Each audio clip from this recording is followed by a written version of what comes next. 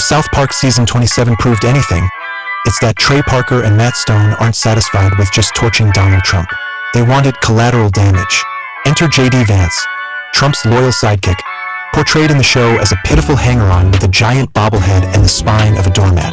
Fans thought the Trump humiliation arc was brutal, but the way South Park drags Vance makes it clear.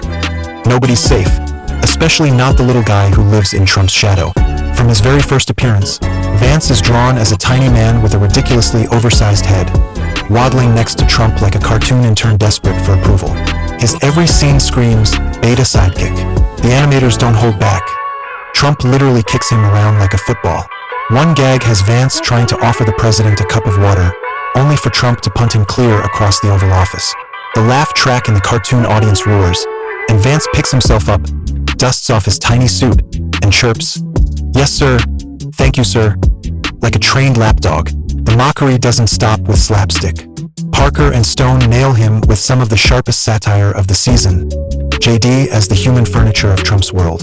In multiple episodes, whenever Trump gets tired during rallies or press briefings, he plops down right on top of Vance's hunched back. The camera zooms in on JD's strained face, forced smile, and clenched fists.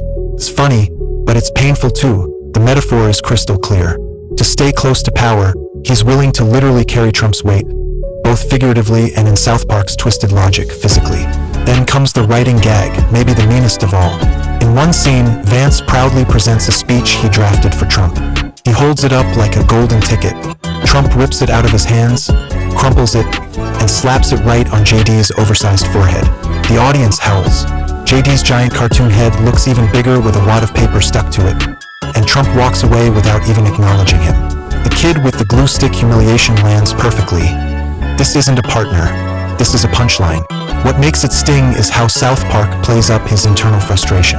They don't paint him as a happy yes man. Instead, every time Trump smacks him down, the animators show JD's face twitching, his giant head turning beet red, and his fists tightening under the table. He wants to scream, but he never does. He swallows it again and again because being Trump's doormat is still better than being irrelevant. One of the running bits fans already call the bobblehead blues shows Vance constantly nodding in agreement, his massive head bouncing around like it's about to snap off. Even when Trump says the dumbest, most unhinged things, JD is there, bobbing along, muttering, "Absolutely, sir. Brilliant idea, sir," like a malfunctioning bobblehead doll. It's not just funny, it's humiliating. South Park turns his loyalty into a visual gag that never stops paying off, and the writers don't shy away from physical abuse. In a particularly savage scene, Trump uses JD as a literal footstool while signing executive orders. The joke goes on for minutes. Trump leans back, munches a cheeseburger, wipes his hands on Vance's hair, and even calls him little buddy, like he's a family pet. The show zooms in on JD's forced grin, his face twitching with rage he can't show. The message is clear. To Trump, he's not a partner, he's furniture. But here's where Parker and Stone twist the knife. They make it obvious JD is secretly seething. Every humiliation scene ends with a subtle shot, JD's wide, trembling eyes darting at Trump with a mix of fury and envy. It's cartoon villain 101, the little guy pushed too far. Fans can see it coming. Behind the bobblehead smile is a guy who dreams of one day yanking Trump off the throne. The genius of the satire is how it doubles as commentary on real politics. JD isn't just a gag in South Park. He's the embodiment of every political lackey who traded dignity for proximity to power. In the show, he's a man so desperate to stay at Trump's side that he lets himself be shoved, kicked, sat on, and laughed at. But the writers hint at something darker. He's not doing it out of loyalty. He's biding his time. By the end of part 1, the audience doesn't just laugh at JD Vance. They pity him, they cringe for him, and they wonder how long a little man with a big head can take being Trump's chew toy before he finally snaps. In South Park Season 27's episode titled, "Got a Nut," Vance's humiliation intensifies in settings that push him deeper into absurdity, weaving the show's signature satire with real-world echoes. At Mar-a-Lago, the show stages one of the most scathing scenes. Vance appears miniature, drawn as a childlike, diminutive figure, dwarfed by Trump and the surreal surroundings. He is entrusted by Trump to perform a grotesque task. "Would you like me to apply the baby oil to Satan's holy, boss?" he asks unflinchingly. The laugh is cruel. The gesture reduces him to a bizarre servant in Trump's bedroom. This scene accomplishes multiple satirical hits. It positions Vance as physically subordinate, infantilized, and grotesquely loyal. In a show that thrives on shock and transgression, the joke lands hard.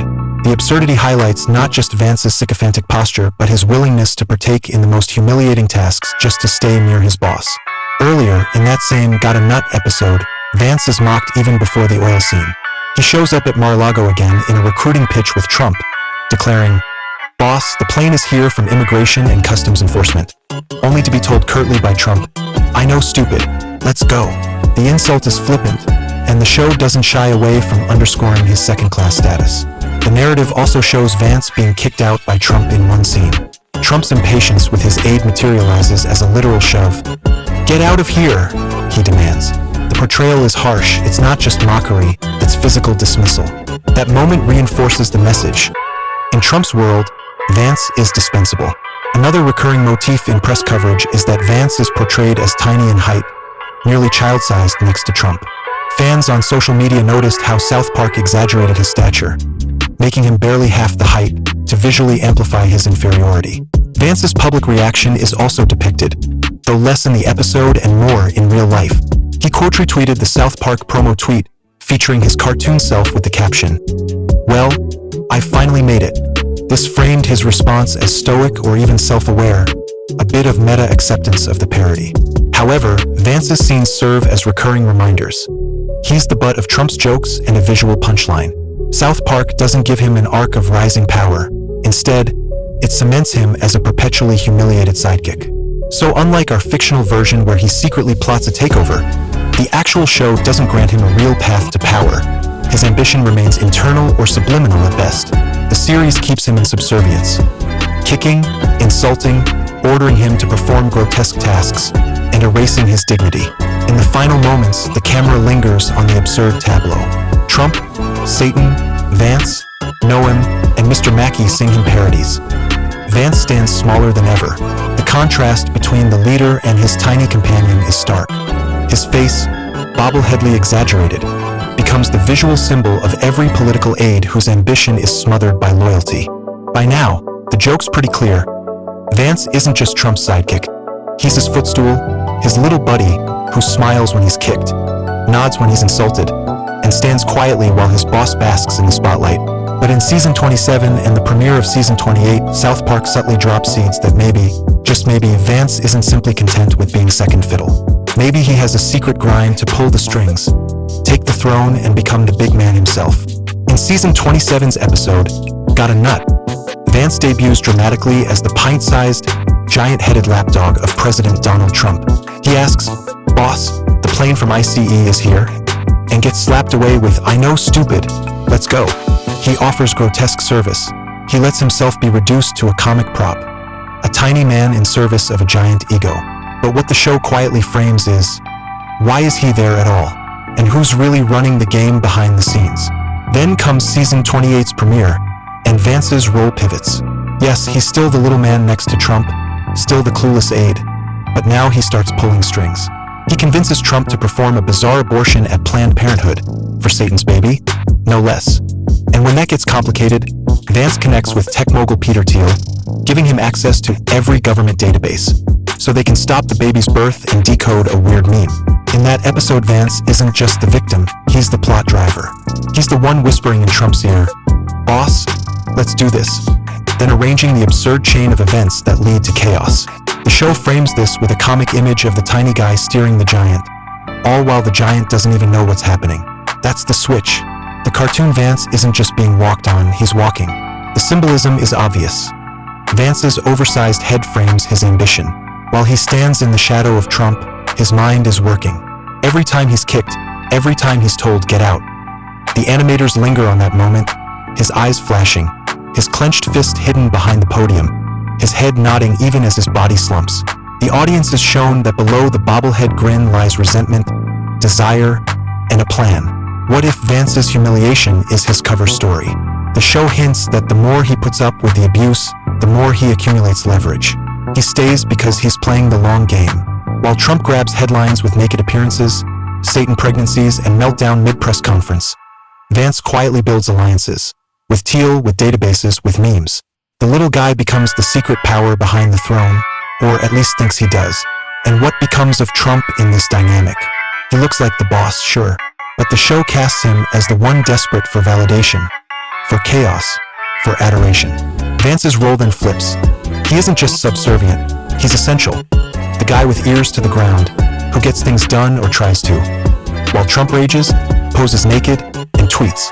South Park uses this to amplify the joke. The toast of power is being made by someone else, while the big head runs around pretending to own the kitchen. By the end of the episode, the montage of scenes leaves the viewer with a final shot of Vance standing behind Trump. Camera pans upward to show his head, huge, looming. His face is expressionless, but his eyes flick. He's not smiling. The staff is laughing. Trump is oblivious. Vance is plotting. It's a visual mic drop. The cartoon isn't just mocking him as a sidekick anymore. It's mocking his ambition. Some fans online are already calling this Phase 2 of the takedown. Step 1, humiliate Trump. Step 2, humiliate his closest aide whose ambitions might outgrow him. In this reading, Vance's secret desire to become president becomes the ultimate irony. The guy who wants the top spot is depicted as the least likely to ever get it. Yet he still fights for it under the radar in the cartoon world and maybe in real-life metaphor. So when you tune into South Park now, don't just laugh at Vance's falling down the stairs. Don't just snicker when Trump yells, "Get out of here!" Watch his head. Watch the nod. Watch the clenched jaw. The joke isn't just on him being small. The joke is on him believing he's bigger. The joke is on him thinking he can replace the bulky ego he's been carrying. And the real kicker? In the same episode, the White House and Trump's circle look around and say, "What's going on? Who's pulling the strings?" South Park doesn't give them an answer. It just keeps the camera on Vance's oversized head, cueing the laugh track while the real power play unfolds.